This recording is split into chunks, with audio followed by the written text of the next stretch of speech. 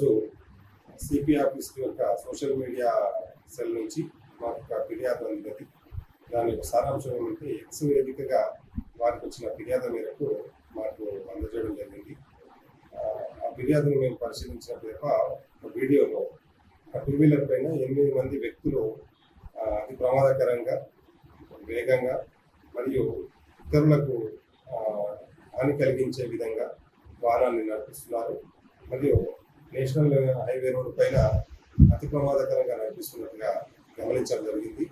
దాని ఆధారంగా మేము బండిని ట్రేస్ చేయడానికి ఒక స్పెషల్ టీమ్ ఫామ్ చేసి బండిని మరియు బండిపై ఉన్నటువంటి 8 మంది వ్యక్తులను అదుపులోకి తీసుకోవడం జరిగింది.